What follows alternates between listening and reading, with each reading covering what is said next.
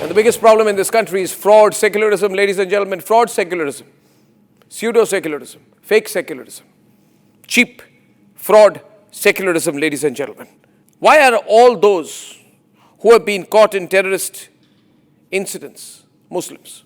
Why are all these people the faces of terror? Why are they all Muslim? Dr. Muzammil Shakil, Dr. Adil Ahmad Rathar, Dr. Shaheen Shahid, Dr. Umar Nabi, and Imam Irfan Ahmad. And how long will India not ask the question? Why are all of them Muslims? The cleric from Shopia, Maulvi Irfan Ahmad, in touch with his Pakistan-based Jaish handler, Umar bin Khattab, alias Harjullah, Muslim. Number two, the Shopia Maulvi Irfan led the police to the terror doctor, Dr. Muzammil of Al-Falah University, Muslim. Then police came to know that Dr. Muzammil, Dr. Adil and Dr. Umar were storing weapons in two separate houses in Faridabad, and that Maulvi Ishtiaq was handling the Faridabad operations, all Muslim. Mewat cleric Hafiz Muhammad Ishtiaq arranged the logistics in Faridabad, from where 3 tons of explosive materials were recovered. Dr. Shaheen, arrested in Faridabad, responsible for establishing the women's wing and recruitment of the Jaish terrorist infrastructure in India. She had an assault rifle on her, Muslim. Why are all of those caught Muslim? And why should this very relevant question not be asked anymore? Why should it not be asked? That's fraud secularism when you don't ask these questions. That's fraud secularism, a fraud on the nation. Question number 2, and the JNU types won't like this. But does the university harboring terrorism owe no responsibility? What is the responsibility of Al-Falah University? They are saying we want to make it clear that the university has no connection with the said persons. Of course it does. No connection. Of course it does. Of course it does. Al-Falah University. It does. Because Dr. Umar, Dr. Shaheen, Dr. Adil and Dr. Muzammil are all directly or indirectly traced to the Al-Falah University. Of course there's a connection. How does a university think it will get away? 7 suspects, all with links to Jammu and Kashmir, have been arrested. Police are investigating whether the Al-Falah University laboratory facilities were used to synthesize any of the explosives. Not concluded yet. But when the university faculty and students run a full-blown ISIS and Jaish network from within the university, how can the university say it's not responsible? These are questions, ladies and gentlemen.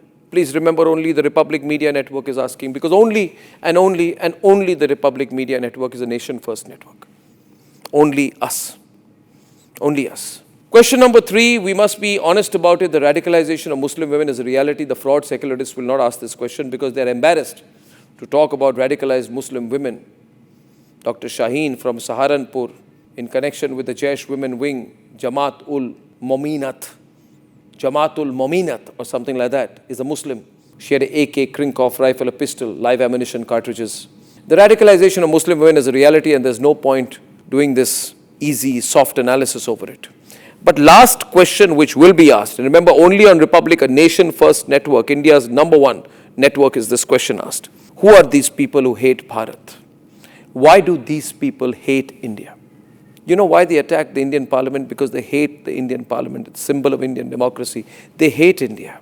Ahmad Mohiuddin Saeed from Hyderabad, China, taught MBBS doctor, hatching a ricin poisoning conspiracy, entrenched in the Ghazwa-e-Hind conspiracy, masterminds of the mega terror conspiracy. Can the pseudo-secular lobby in this country turn a blind eye to Islamic radicalization anymore? In fact, I think this name of white-collar jihad is also aimed at softening it up. It's not. It's the Islamist radicalization which is a threat. And remember, radical preachers, Maulvis, are at the core of the Faridabad module. Radical clerics are the mastermind. Each of them is connected to the other, and they were operating undeniably connected to each other. These are not misguided youth. These are not people targeted because they are Muslim. It is because they are terrorists and they happen to be Muslim is incidental to it.